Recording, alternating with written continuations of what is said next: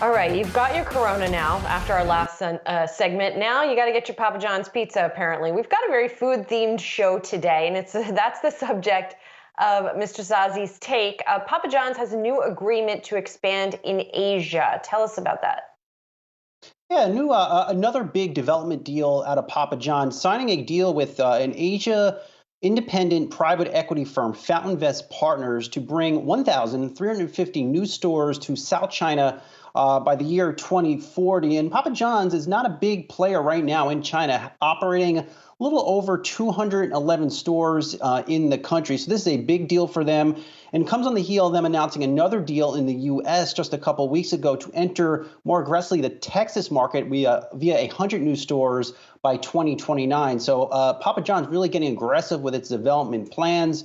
Hasn't been too aggressive on development the past few years, but finally, now the new CEO, Rob Lynch, has things situated, and now it looks like they're taking things up a gear. Now, just looking around, looking at the China market specifically, there are a lot of these companies, Domino's Pizza and now Papa John's, are really chasing the giant behemoth that is Pizza Hut in China. As you can see on that graphic, Pizza Hut now operating over 2,500 stores in China. It's the largest pizza chain there. Domino's clocking in with 363 stores. Papa John, as I mentioned, about 211 stores in the location. But by and large, this is another good development for Papa John's, another win for the company. And my take is very simple. First, it should really quiet concerns on the street that the company is not going to invest aggressively overseas. It looks at long last they're going to push more aggressively into international locations, and the market wanted to see them push into China. Looks like they finally checked that box.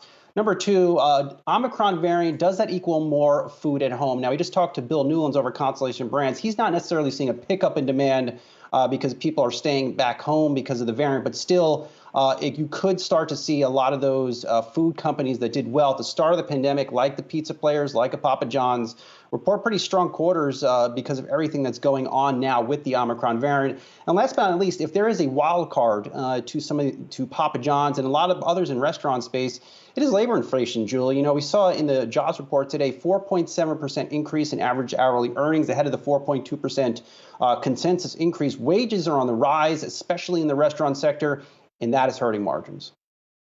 You know, Saz, I'm curious, all these fast food companies, they do sort of regional specialties when they have franchises in new places. I wonder what toppings they will offer at these Papa John's or that they offer at those Pizza Huts.